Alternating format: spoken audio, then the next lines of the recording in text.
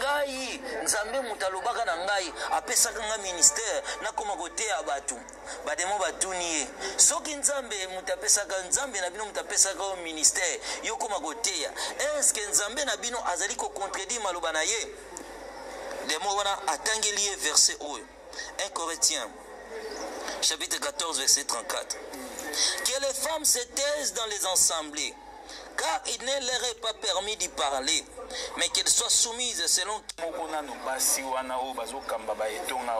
faut se repentir, continuer à exercer voilà Ézéchiel 33, Bible. Fils de l'homme, parle aux enfants de ton peuple, dis-leur, lorsque je ferai venir l'épée sur un pays et que le peuple du pays prend dans son sein un homme établi comme sentinelle. Si cet homme voit venir l'épée sur le pays, sonne de la trompette et avertit le peuple. Et c'est celui qui attend le son de la trompette, ne se laisse pas avertir et que l'épée vienne le surprendre, son sang sera sur sa tête. Il a attendu le son de la trompette, il ne s'est pas laissé avertir. Son sang sera sur lui, s'il se laisse avertir, il sauvera son âme. La vie de la terre est limitée. Nous devons toujours penser où je passerai mon éternité. Yesu azalaki ko insister te liloba na ezali ya vérité. Bato wana Yesu alobaki boye bakoteya bakosala miracle bakosala ba prodige bakosala makambo minene mais nyonso wana bakosala bakoservir nga sous ma colère. Ngai na sonné kaka trompette na partager o ngai na monaki alobaki na ngai ko défendre makambo yo monité tangu nyonso nga na talisio likamu yo kende kaka loba alobaka na ngai mission na ezali ko convaincre te mission na ezali kaka ko koloba bato balinga te makambo yo zoloba mais yo kenda kaka loba oya koyoka ayoki wa koyoka te ayoki te bibelobi wazo sala mabe à continuer dans ma vie. À continuer dans ma lame. Mais le Seigneur rendra chacun compte lorsque le Seigneur reviendra. Mais sa parole est la vérité. Voilà. Je pense que tout le monde m'a cambié. Petro-Fulaki, côté à bateau, bande kosambela, na matongo basi wazai kokamba kasi yango nyonso, to ondele pai na nzambe, aiba na ko assister biso. Seigneur Jésus, le temps est tellement difficile, le monde est en perdition. Tu as voulu interpeller ton peuple au moyen de cette expérience pour ramener l'Église dans la bonne voie, car nous sommes sur la terre que pour faire ta volonté, ô Dieu. Je saisis ce moment opportun que tu m'as de nouveau accordé pour parler à ton peuple ce qui concerne le royaume des cieux. Laisse que ta présence et ton esprit soient avec nous du début jusqu'à la fin. Amen. Voilà, shalom, shalom, bien-aimés dans les Seigneurs. Alors, tozali ko continuer na partie na biso ya makambo tote kolobela mbala sima. Bien aimé, to mona kete to sili koleka maintenant ba armes bazalaki tourmenté sur la terre pour avoir prié dans les églises dirigées par des femmes. Alors, bien aimé, en trois wana, ezalaki tellement pollué, salité moko, l'odeur répugnante, insupportable. C'était ce lieu de l'enfer, bien aimé. Je n'ai pas vu de lieu le plus sale de ce que je vis de cet endroit.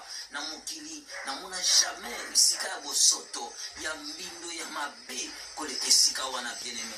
Alors que sous le coupola, il va nous remplir l'atmosphère, sous le coupéba, sous le amabé, c'était en réalité sous le mort.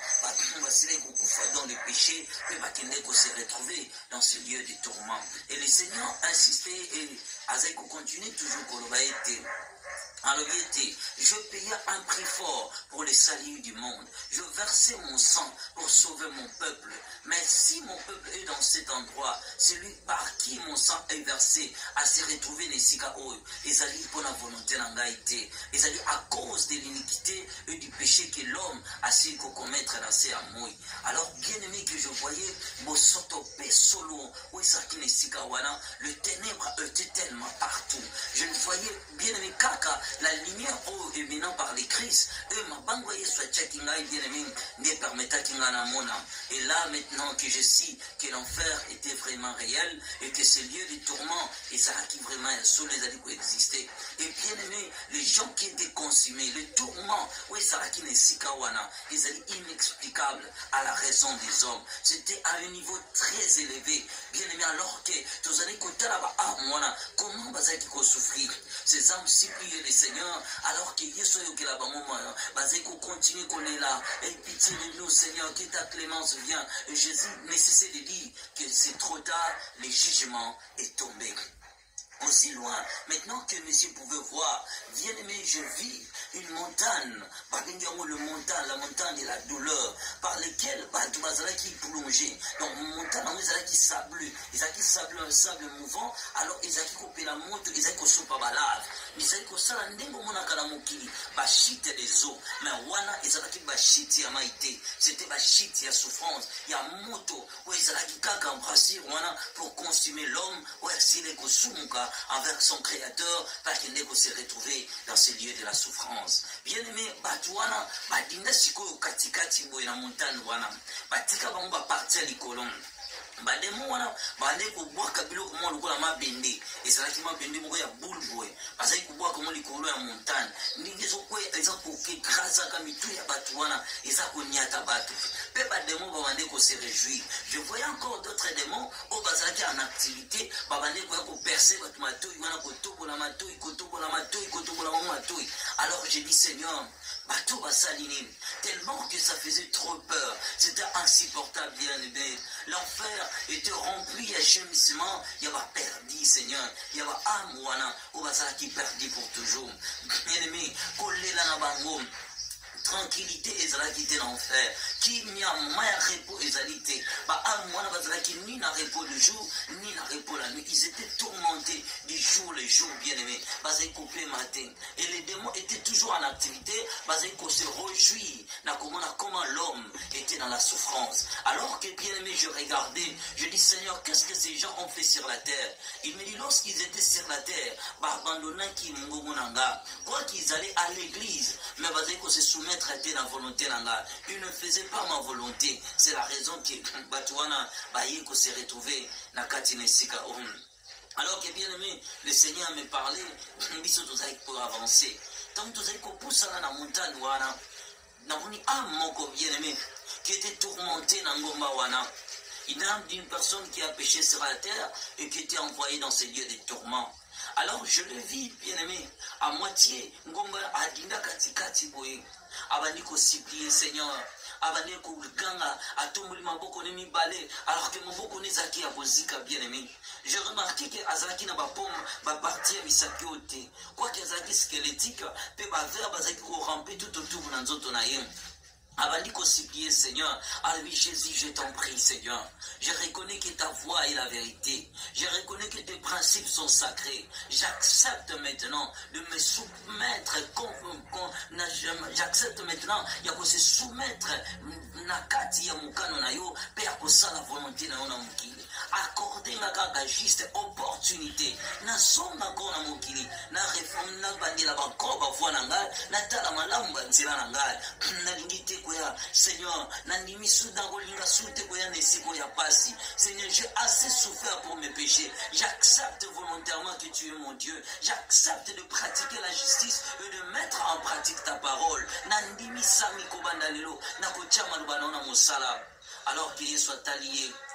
Si tu avais toute opportunité tamozaki na mokili ngolu ezalaki ya yo ba chance ezalaki ya yo po yo tiana misala maluba na ngai soki kaka yo yokaki avant qu'ils aient trop tard.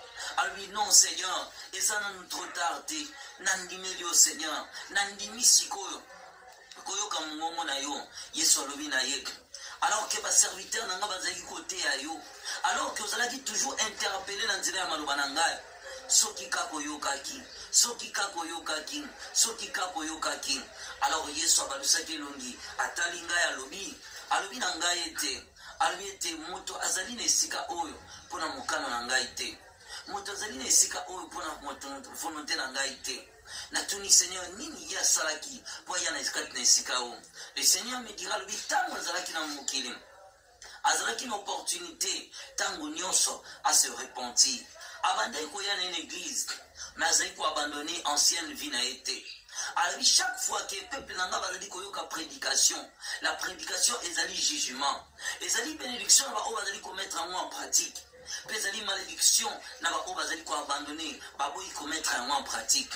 Alors que yé volontairement dans son cœur, il n'a pas voulu suivre les chemins de la vérité. Voilà, nous prenons directement dans le livre de Deutéronome, chapitre 27.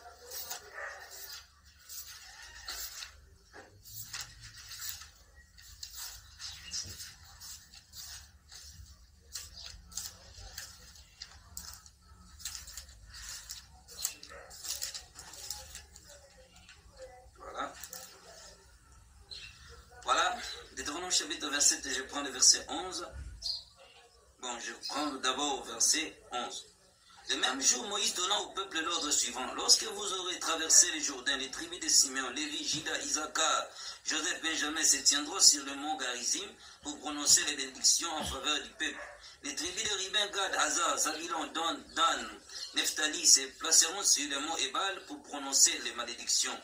Les Lévites prendront la parole et diront d'une voix forte à toutes les Israélites. Maudit soit l'homme qui fabrique une idole scrupuleux à une statue en métal fondi pour ériger dans un lieu secret l'Éternel en abomination de tels ouvrages. Artisans et tout le peuple répondra Amen.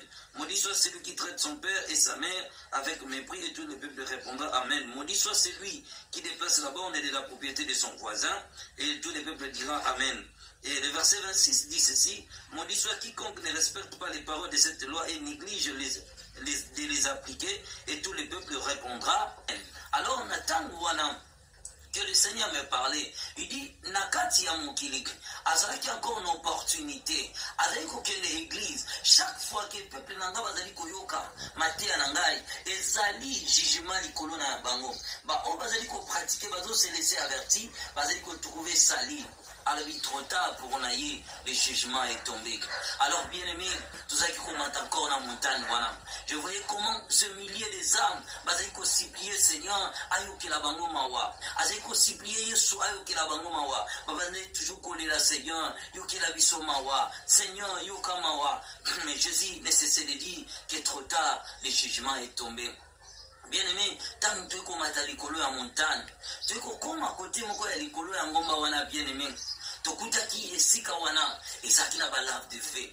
Balave wana de feu ezaki lokwa ba tourbillon bien-aimé. Et au milieu de tourbillon wana, j'ai vu des milliers des âmes. Oyo bazaki na kati na esika wana, babande kozika na moto. Bademo bande ko se moke na bango. Na katikati na bango ezalaki na croix moko renversée. Bademo baswaki squelette moko batie na croix wana. Bakandi ko bisa batu wana bo adorer le Christ o bande ko sambela mokili bo adorer bino batu bande ko sambela Yesu yo bo adorer batu wana bande ko le na babino biso ko adorer le Seigneur biso te bi makambo te les démons balobi na bango bo chaque fois que bino na mokili bozalaki ko s'incliner liboso ya statue bozalaki ko gumba mela biso bozalaki ba adorateur na biso botanga teke na Bible na bino elobi ete boko kiko sa la représentation quelconque te biloko ezali na mokili bobo gumba mela yango. Alors batouana bandi koloba mais non biso toyebaki yango te bayebisaki biso ezali kaka juste représentation po bapesa biso image ya quelque chose balobi ete nzambe na bino apesaka bino mokanda mpona nini apesaka bino bareprésentation ya eloko te mais bino bolandaki nzela na biso. Alors botika biso totortire bino po ete bino bozali baidolâtre bozalaki koadore biso e koma bien ete bokoadore mokeli na bino mpona nini bino bozali kogumbamela biso. Alors bien aimé, je voyais comment bademo wana, parce qu'il faut torturer ma âme wana, parce qu'il faut subir châtiment mon sévère. J'ai compris en réalité que ces gens-là, parce qu'il faut s'embêter dans l'église, où tu y vis l'élo, église où va s'embêter dans la statue, parce qu'il y a un chapelet, parce qu'il y a un sang, parce qu'il y a un eau bénite. C'était maintenant ces âmes-là qui étaient tourmentées par des démons pour avoir, parce qu'il faut bagumbamela ekeko soi-disant bandeko bengango Jésus-Christ, alors que le Seigneur n'a jamais été représenté na eloko moko songolo. Batikala jamais ko présenter Yesu na likambo songolo to pakola. Yesu azali bobele liloba. Liloba na ende ezali vérité. Exode chapitre 20.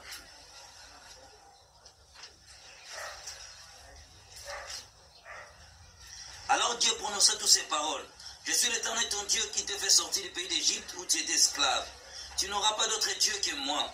Tu ne te feras pas d'idole ni de représentation quelconque de ce qui se trouvait en haut dans les ciels, ici sur la bas, sur la terre ou dans les eaux plus bas que la terre. Tu ne te prosterneras pas devant de telles idoles et tu ne leur rendras pas de culte. Car moi, l'Éternel ton Dieu, je suis un Dieu qui ne tolère aucun rival. Je punis le fils pour la faute de leur père jusqu'à la 3e, voire la 4e génération de ceux qui me haïssent. Alors Nathan Wana, que les démons le tourmentaient, j'avais compris, bien aimé, que ces milliers des âmes étaient perdus pour toujours. Alors ces âmes, Babandeko supplier pour avoir été trompés sur la terre. Et je vis quelque part, oh, quelques âmes, wana bandeko zika na kati ya tourbillon de feu, baki kokanga mutu moko na mokili azalaki papa. Batu wana bakomi koniata ye, bakomi koloba ete soki toye awa ezali likolo na yo. Soki toye awa ezali likolo na yo. Alors que bien aimé tozali ko avancer. Demander ko poussana. Le Seigneur Jésus-Christ pleurait. Kolo yeso bali koloba na ngai. Alors il faut te dire mal par ignorance. Mon peuple périt. Dis à mon peuple que cette église ezali na sali na bato bazali kolanda yango. Bato bazali kosambela na église wana. O basambelaka bastati. O bagumbamelaka bikeko. O basalaka soi-disant ba Marie ya bikeko. Bato wana bakomona bokonzi na ngai te. Alors ezali église na ngai te, mais ezali église ya Satan. Et il y a qui pona ko pervertir boyambi na kati ya batu, pona ko détruire foi na kati ya batu. Alors on attend wana, je voyais comment batu wana babande ko lela, ba am wana bazaki ko tourmenter bango et pas ya ba démon bande ko se moquer na bango. Alors que bien aimé tous ko avancer. Je vis un enfant et ça qui na poste moko na kati ya tourbillon wana. Azalaki mwana mukie. Donc là j'avais compris juste que Azali mwana mukie à cause de la voix. La foi c'est mieux bandé kobima. J'ai compris que l'âme qui était perdue, Azalaki âme moko ya mwana mukie. Alors Azalaki na kati ya tourbillon na Azalaki na forme ya trou. Tango amoni le Seigneur bandi ko supplier Seigneur. Alors Jésus yokelanga mawa. Seigneur yokelanga mawa. Ce n'est pas de ma faute, c'est à cause de mes parents. Naeba ki nanga ite, ba parents nanga ne ba memaki nga na église wana. Alors que bien aimé tozali kotala ye. Je voyais comment Zaki na misouté. Kaka ba orbite na pamba. Et comment ba verbe bande ko ramper, ba kusu azali ko bima na kati ya misu wana. Avani ko supplier Yesu. Azotombola loboko na lubi mon doux Seigneur, aie pitié de moi. Je ne suis qu'un enfant. Yesu atalié. Ah, c'est trop tard, le jugement est tombé. Moi j'étais fidèle. Nazalaki zélé, Nazalaki na bamesa tongo, Nazalaki na bamesa butu, Nazalaki commettre makamu nyonso, o bazali ko pesa biso na église, o bazali ko lakisa biso. Le Seigneur lui dit, et tes croyances na yo, na tikala jamais ko yeba yango. O tikala jamais ko adorer ngai. Tu étais l'adorateur du diable. Alors dit non Seigneur, mais biso tozali ko adorer maloba na yo, biso tozali ko tanga Bible na yo, bande ko tanga biso ba livre na yo. Le Seigneur lui dit, et sachez-le bien que le diable a dit quoi aveugler intelligence ya bato pour na komema bato na kati ya perdition. Ces églises ezali l'église en Haïti, mais ezali l'église de la prostituée encore, où ezali komema destruction na kati ya mokili. Et yaki kaka pour na combattre la vraie foi, la foi sainte des chrétiens, pour na komema bato na voie ya perversion. Bango ba yaki pour na ko pervertir kondima na kati ya bato. Regarde-moi la pauvre fille. Soki kaka se repentira. Soki kaka kitaka église alingaki jamais ko perdre âme na ye. Alors yebisa bata mokili ete awa ezali trop tard lorsque l'âme ya mutu ezali envoyé dans ces lieux de tourment mutu oyo a retrouvé les sous rédemption te. Alors aussi longtemps que moto ya mwana bande kopela soki toke esali lokola critique même temps moto ngo ezaki kokita mwana wana azali ko continuer toujours kopela après quelques minutes na bande komona moto ne ezali komata mais ce que j'avais remarqué ezalaki na ba chapelet au mwana wana azali kolata na mwana ki ba chapelet wana ebande kolinga linga mwana wana na kingo alors ba chapelet wana ezali kobenda ye ba chapelet wana ezoganga condamnation condamnation, condamnation, condamnation, condamnation. condamnation. Le Seigneur me dit que chaque fois que Batou, Basambelaka, n'a chapelé wana, Basali directement condamné âme na bango, Basali traité directement alliance, na reine des eaux, pour l'adoration de la puissance satanique. Batouana, directement âme na bango, ezali lié, na kati alliance du diable. Alors que tous allons continuer voyage. L'âme de cet enfant continue de pleurer. Mais le Seigneur me dit, il est trop tard. Lorsque Moutoye Awa est commis déjà trop tard. Tant que on a placé l'année. J'avais vu maintenant les adorateurs de Marie. Bato bazako sambe la pour adresser ba prière na Maria. Na moni batuana, ba demo ba vandi si ba mo place mo ezaki lokola basende belé.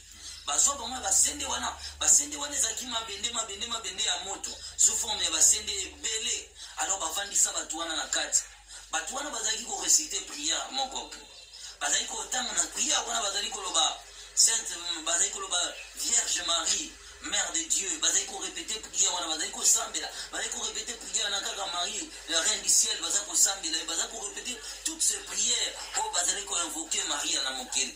Alors pendant que Bongo ande ko sambela bongo, je voyais une dame azaki ko tamwa na espace. De mwana azaki na forme ya mwana mwasi. Azaki na tolo na ye. Lokola basi ndenge zaka tolo wana ezaki ya kopola. Alors plus bango bazaki ko gumba melaye, bazaki ko benga yeke la mère de Dieu, bazaki ko benga la mère de Dieu, plus yazaki na posa adoration na bango. Plus moto ya batone zaki ko continuer ko zika. Bato wana bazolela bazo bisetika ko tourmenter biso, to ko sambela yo, to ko adorer yo, to ko kumisa yo, to ko adorer yo. Alors on a dit Seigneur, mais pourquoi batou bazako sambela yo, bazako sambela maman botekyo na mokili. Alors Marie a trouvé que la grâce a sauvé qui âme na ye. Et ça m'a prié à mon côté. O ba dédié que pas ina Marie. Ngana lobaki na maloba na ngai te. Nyonso boko senga na kombo na ngai na kopesa bino yango. Kaka na kombo na ngai, batu bakoko sambela na kombo ya moto mosusu te. En réalité batu wana o bazali soi-disant ko adorer Marie, bango ba adoraka nde la reine du ciel, on va bengi Marie Magoué, ne bango bazali ko adorer, ba rendre divinité na bango, ba rendre louange na bango, célébration na bango, révérence, crainte na bango, et pas y a reine du ciel, voilà. C'est pourquoi yenda zali ko guider ba âme na bango, comme ma bango ti dans ces lieux du tourment. Il est aussi la mère, y a ba fête à Noël, azali pe maman, y a ba fête à bonne année. Alors je voyais maintenant ba âme wana, comment va ne ko kumba melai. Abi chaque fois que ba tuba mo ki va de ko kumba bazali ko adorer, bazali ko rendre gloire na kilamu kasinangaite. Mais en réalité ils sont trompés parce que bazali ko adorer les diables cachés sous forme de Marie. Alors que je voyais tant bon bazako lela, bango bazako gumba mela. Je voyais ceux qui batona ba gumba mi, ba demo bazaki na biloko mo ko la bipasola. Bazako pasola batona na mukom. Bazako pasola batona na mukom. Bazako pasola batona na mukom. Bazako pasola batona na mukom. Alors le Seigneur me dit, c'était en réalité les adorateurs de Marie, ne bangoana, bazako subi ce tourment de l'enfer. Alors, tout ça qu'on continue voyage. Au milieu que tout ça qu'on marchait dans quatre flammes, je voyais comment bien-aimé n'allait pas en enfer. N'allez pas dans ces lieux de tourment, bien-aimé. La souffrance, oui, qu'on dirait âme, bien-aimé, et qu'on a pour toujours. Ou qu'on a repoté, ni jour, ni nuit. Bien-aimé, tout ça qu'on continue voyage dans le biseau. Tant que tout ça qu'on percé, bien-aimé, je vis un groupe de chrétiens. Bah, quand on a place, on a filé. Bah, chrétien, on a basé collé là. Alors, quand on a ziki, on a filé, on a moto. Filé, on a dit, ceux qui va serrer à mon case. Na moni batona ba pasuki. Ba kozwa filé, on a ba roi kengo. Na kati li bulu moko ezaki na kwili ya moto. Na bande komona ndenge batona ba bande ko kalingama. Batona bazolela, batona bazoganga. Na tuni Seigneur, bango basalini. Alors, c'était des chrétiens. Bato bande ko kene église. Mais après prière, bango bande ko consulter ba féticheur, bande ko kekoye ko ba pratique satanique, bazaleki na ba kisi na mokili, ne batwana bazali ko subir châtiment oyo. Alors que tu dois avancer, na ikomona place moko. Bademo bacheki lokola forme bakita mabende. Mabende mo ezali kopela moto. Alors tant tokomi wana, tokokuta bayena mutu moko wana. Baikuvandise wana babi esengelo tanga. Bazu mutu wana bavandise na kitu wana moto. Abaniko ganga, abaniko kalingama, soka lingalo mwana moni bademo na baniatie. Bazo fine ndenge Thomson na kalingama kana mafuta, ndenge mutu na bandeko gangama. Et lorsqu'il a aperçu le Seigneur, Abaniko supplie Jésus, Abi Seigneur, aie pitié de moi. Qu'est-ce que je fais du mal? Le Seigneur lui dit, ils allaient trop tard, le jugement est tombé. Alors on a tout dit, Seigneur, qu'est-ce que toi ça qui t'a mazaki dans mon kili? Alors il croit qu'ils allaient chrétien, à tchaki sima malubarangai, à zaki kotanga baroma d'amour. Ne baroma wana bade kotanga baroma bolingo. Ba oterne yango bazaki bo occultiste. C'est la raison que Amna ezaki condamné à cause de makambo ya tanga kina mokili. Alors je voyais comment bademo bande ko continuer kotanga c'est baroma d'amour wana. Bademo bade ko continuer kotanga c'est baroma wana. Bazo bise tu dois lire. Et chaque fois celui bazo roma ba chepe na lisu na ye. Bademo na bakozali konga ba kotisi na lisu ba pasoli yango. Bazali ko pasola ye. Alors mutu na bande ko lela. Mais ça a été trop tard pour naïe. En ces jours-là, c'était la condamnation des hommes qui allaient à l'église. Mais au Bazaki gardait encore ma mauvaise voie. C'était des milliers de personnes. Au Bazaki il y avait encore ma âme Bazaki tourmenté. C'était maintenant au Bazaki critiquer ma pasteur. C'était un Tobandikoya. Namoni âme Bazaki tourmenté dans les faits. Azoba Seigneur, je t'en prie Seigneur, aie pitié de moi. J'accepte de me repentir. Tant tokomi na fausse na ye. Toki kotala ye. Tokuta ki azali loko anet koluka iloko mona sel libulu na ye. Abane koluka moyen, azo gratter. Akomi tokola lidusu na ye. Alors que biso bande kotala ye. Na ki sorbi na si seulement oyoka tu mbongo na ngai. Abani ko grimper. Alors Seigneur, nalingi na zonga na yo. Azalaki na ba misu na ye ala teki loko linete sa vie claire. Alors mbongo mo ezaki na kati ezali koganga justice. Alors on a tuni Yesu asali nini tamba zalaki na mokili. Le Seigneur me dit tamba zalaki na mokili. Akendaka campagne moko ya pasteur moko. Tamba komi na campagne wana pasteur wana bade ko sala peine de fonds. Ye azalaki convaincu te ya kopesa. Ndikomoka zaki pembeni na ayebisi talanga saki na lekana ke nikopesa na ngai quelque chose basengi. Ayebisi ndiko nanga koleka te tika kolanda ba ventile wana. Ebika batwana musana mweza koluka mbongo. Tika na ebeka kosuka na makambo wana. A décourager qui mutu wana. Abi même si cet homme azaki ko tromper. Mais lokola ye muta kozaki obstacle ya mutu wana alors que ngam na simba ki motema mutu wana ki ne kopesa. Mais lokola ye muta scandaliser qui c'est la raison que amna ye ezali a. Dis à mes enfants sur la terre que mon église est critiquée de ma pasteur. Ba finga ba sala nzambe te. Ba oyo ba bungitsela ba intercéder pour na bango bazonga na bonne voie. Ba o ba remarquer que ba koti na fausseté peuple na ba mikebi sanvers bango bazala lisuna bango te bakima bango kasi na mosika baboma bango te bachola bango te mais babundila pona bango losango bana na ba kosambila pona bango ba oyo bakoyoka bakozonga na nzela ngai na kopambola bato basambela kipo bato wana bazonga mais soki bato wana kaka bakufi kaka na mabela bango moko ba prière ya mawa au peuple nanga basalaki mpona bango ekozala encore le plus grand tourment na bango na kati na esika oyo. Alors que le Seigneur me parlait, il me dit regardez comment bato bazali kopérir à cause des critiques bien-aimés. Alors on a bandé komona bato mususu bademo bande kokata bomumi noko kotambo bazaki na mokili bande ko juger basala nzambe ko finga bango ko lo malobo mabe ko panza basango makambo bango bazaki na ba brevité bazaki na likambute. Le Seigneur me dit encore lorsque nous jeter accusation mo il faut na mosala nzambe ko jeter accusation te pour la oyo mutayebisio mais yo examiner sans que vous avez raison fondée et que Monique et Kamon nous a raison, yo peut croire dans le Kamouane Isaiah solo. Mais tant que yo, Batouana va dire que tant qu'on a rimé, ba fausse rimé ya Batou sous la moki, Batouana va dire qu'on condamné ba amna bango pour la perdition. Alors je voyais comment ba démon va dire qu'on kata Batouana monoko. Tomande ko les place wana. Ni ba amwana nyonso. Voilà to souffler un bouquet to meka opesa papa na biso. moi quelques minutes. Aussi longtemps que tozalaki encore koavance tokomona esika moko ebande kosala lokola tourbillon boye ya moto eza kobaluka. Le Seigneur me dit que esengeli tokota na kati wana etango tokotaki na kati ya lidusu wana tokokoma place moko place wana ezalaki kaka moto na moto eza kopela mais chose étonnante kaka na kati ya chambre ya église wana tozalaki. Alors ezalaki place oyo bazali kotia basala nzambe bakangi oyo bato basalelaki nzambe pour l'amour de l'argent mpe bato bazali koprofite na faiblesse ya bandimi mpona kobimaka na bafidèle na bango. Alors je viens pasteur oyo bakangaki sexe na yaki mobali ezalaki monene boye ya kopola alali na se ya moto wana bademo bazali kokatakata yango kokatakata yango. Et lorsqu'il a vu le Seigneur abandi kosipia alobi Seigneur yokelanga mawa, j'accepte, je suis ton serviteur. Nasalaki mabe, menaningi ko se repentir. Le Seigneur a lobi na ye yo, moto bebisi ba vie ya bato. O bebisi wa foyer ya bato, o semer ba des autres, o commettre le mal. Ezali trop tard pendant le jugement est tombé.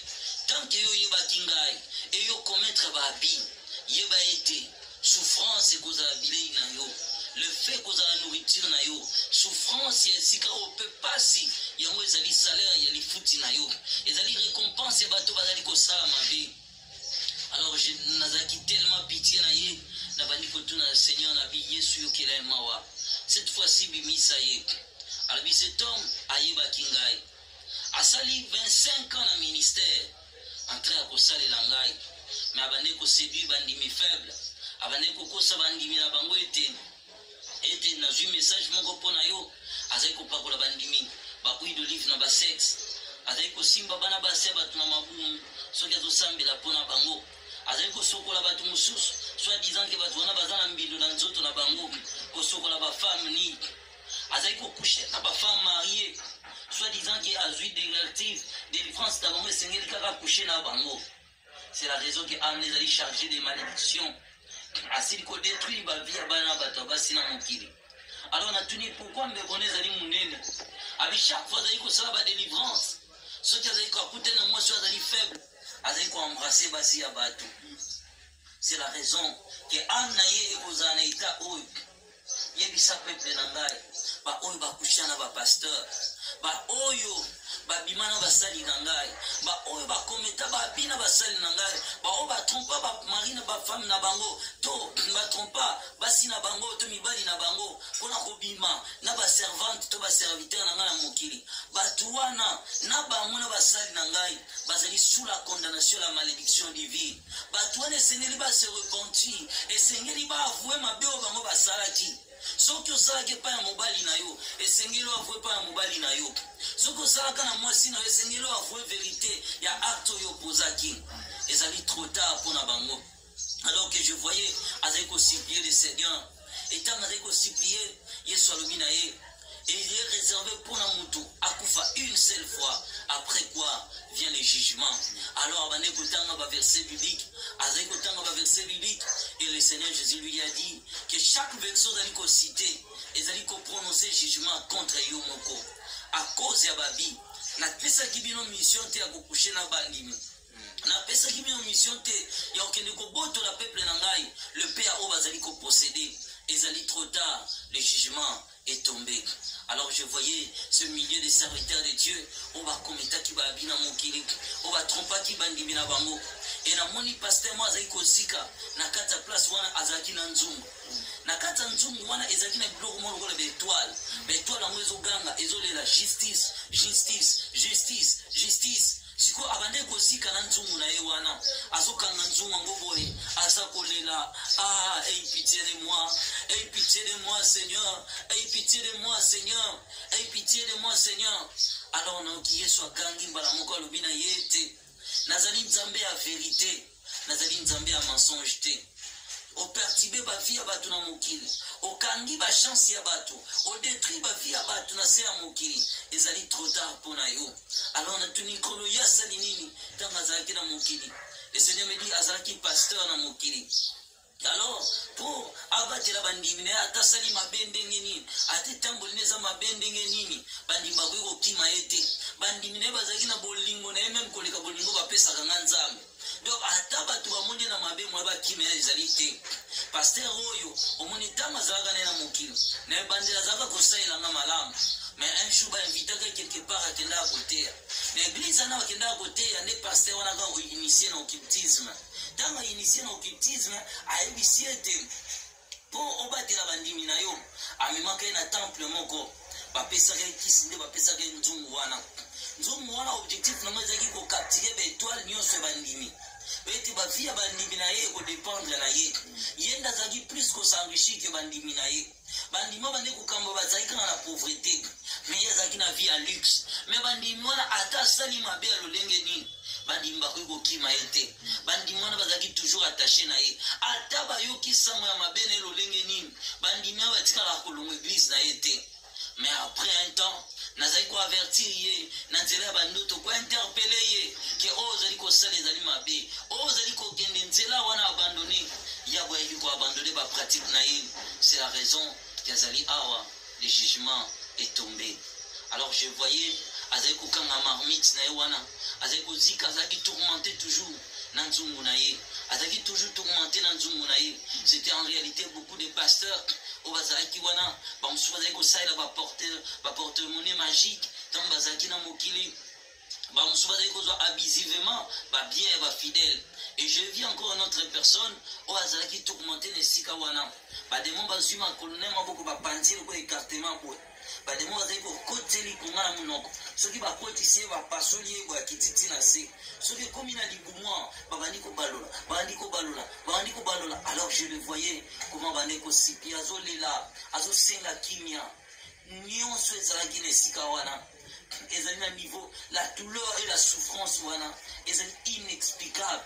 Même maloba nanga ezali ko atteindre des niveaux ya torture ya châtiment bato wana bazali komona. Alors on a tout dit Seigneur nini ya sali alors bien tabane ko pesa bato ba fausse orientation azali ko pesa bato ba fausse message. Peuple nanga lokola bazanga ki discernement pona ko escroquer bato ambongo mike bato bazalaki na yango chaque fois po ya sambela pona mutu abande ko exiger mutu quelque chose na vie na église na ba yamba yo avant kutana ye il faut somba d'abord fiche wana ezalaki na valeur ya $20 ngana itabisaki basali nanga te po bakende koteka makabo na bango mais yazaki koteka badon yazalaki na yango avant kutana esengeli osomba fiche ya $20 avant atinda bato ya osambela nanda kuna esengeli opesa $50 alors atiaki place ya mbongo ki place ya kosauver ba âme. Alors tozaki kopase ye na koleka groupe wana je vis maintenant le tourment ya batoyo na mokili bazaki ko évangéliser te quoi que bazaki komona bato bazaki kobunga na mokili mais bango batikala ko évangéliser te. Et ces jours-là c'était maintenant ces âmes qui étaient aussi tourmentées en enfer pour n'avoir pas évangélisé bamonaka bato na mabe bamonaka bato na l'erreur mais bato wana basalaka mosala évangélisation te. Ces jours-là ezalaki fin ya chambre ya ba condamné ya église. Je voyais les tourments, je voyais comment ba amona bazai kolela, comment bato wana bazai ko sengo secours babande ko supplier Yesu. Et je voyais que ba démon bazai ko tangela bango ba verset biblique pour avoir connu Dieu, mais ils n'ont pas demeuré dans le chemin de Dieu. Ve basalaki mokano ya nzambe te na mokili. Bato wana bakometaki toutes sortes de mal, bamusu bazalaki wana bao balalaka na l'église, bao bakenda kotonga na l'église, baoyo bazali kosala barapport sexuel soki bakoti retraite na bapermanence, bato wana mpe bazalaki na esika wana ya tourment. Alors ces jours-là nde tokomi kobima na chambre wana ce milieu des âmes bazali kosupplier Seigneur ayokela bango mawa na Yesu abandi koyebisa bango ete trop tard le jugement est tombé. Et tant tozobima je voyais chaque âme azali kosupplier Yesu mpe nga na bandi kosenga ye nazoloba Yesu yokela ta oyo mawa mpona oyo yoka mawa mpona oyo yoka mawa mpona oyo yoka mawa. alobi nalingi ete mokili ezala courant ya makambo bayeba ete le jugement est sévère. Alors que tozali kopusana tozali kobima bato wana bazolela bazosuplie Yesu na baluki feu moto oyo na niveau ya mokili na tikala komona yango te. Bato wana nyonso flambe baame flambe bazali koganga bazali kosuplie Yesu, mais Yesu azali koloba na bango trop tard. Alors mokolo wana ezalaki sorti na biso na chambre des condamnés des églises. Voilà, chambre des